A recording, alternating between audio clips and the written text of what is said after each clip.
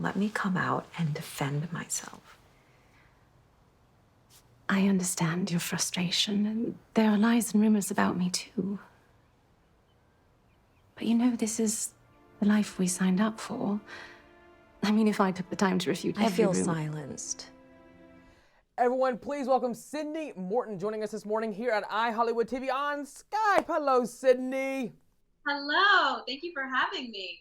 Yes, it is so great to have you here. Congratulations on your new movie, Harry and Meghan, Escaping the Palace. We're going to talk all about it. It's the third installment to the Harry and Meghan franchise that's happening on Lifetime.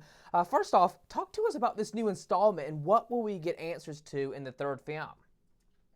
Well, we cover a lot in this film. It starts pretty much a month after Archie is born and continues through the infamous Oprah interview. And there are some flashbacks in there as well. So, you know, especially for Americans, I feel like we didn't maybe know all of the inner workings of the royal family. And so this is going to clear up how that whole progression looked and what exactly happened in that time frame that led to Harry and Meghan leaving the UK. So speaking of the interview with Prince Harry and Meghan Markle, what was your initial reaction? What was your take on Oprah's interview? Well, I watched it the night it came out, you know, like so many people, because I did feel like it was, you know, it was a historical event. I already knew what it would be. And I think that Oprah is a great interviewer. I think she gets people to open up.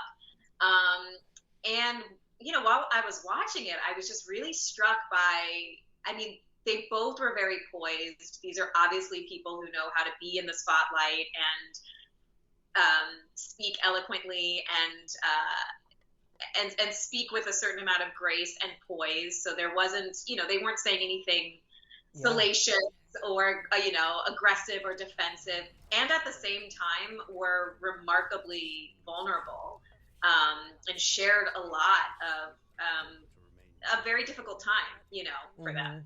You know, Sydney, how I found out about the Harry Meghan franchise with Lifetime was I watched the Wendy Williams show, and Wendy Williams had you and your co-star on Hot Topics, and she was talking about how you guys look so much like Harry and Meghan that we were just so fascinated by how, you know, the makeup process was and the transformation was like. I want to ask you about that. Like, how long did it take to really nail down the transformation to look like, I mean, you guys look basically identical to Harry and Meghan. Well, it's so funny that you say that because, I mean, I definitely think that we, especially when we were in the makeup and hair together, we captured their essence. But at the same time, I still think we looked we don't look exactly the same. I just think that they have such a signature style. And, you know, they are such a striking couple that people just kind of associate us with them. But, you know, the whole process of getting into hair and makeup took about 2 hours.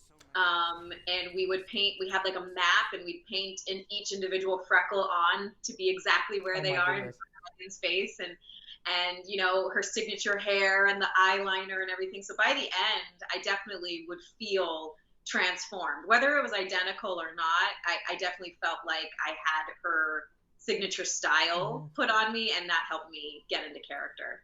So just to kind of give our audience a little background about what this movie is all about, this film will detail Meghan's growing isolation and sadness, their disappointment that the firm was not defending them against the press attacks, and Harry's fear that the history would repeat itself and he would not be able to protect his wife and son from the same forces that may have contributed to his mother's untimely death. Sydney, what have you learned about the royal family from doing this movie? I've learned that they are a family. Honestly, I mean, yes, there is a firm and there is a business, and obviously they are royals, but you know, the conflict, the love, the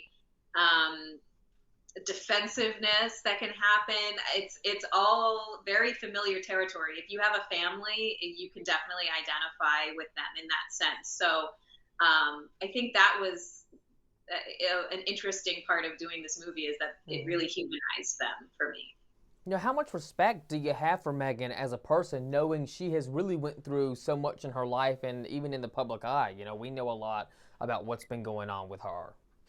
I have so much respect for her. I think that she is so poised and so graceful. I cannot imagine handling everything that she's handled with so much scrutiny, from dating him to marrying him to starting a family with him to being, sort of, I mean, very much demonized in the media, and then making such a controversial choice for their family. And through it all, I mean, I know that it was a struggle for her because she has said so, for example, in the Oprah interview, but you didn't see that when she was out in public. She managed to hold it together, and like I said earlier, be very eloquent and graceful and respectful of everyone involved. Absolutely.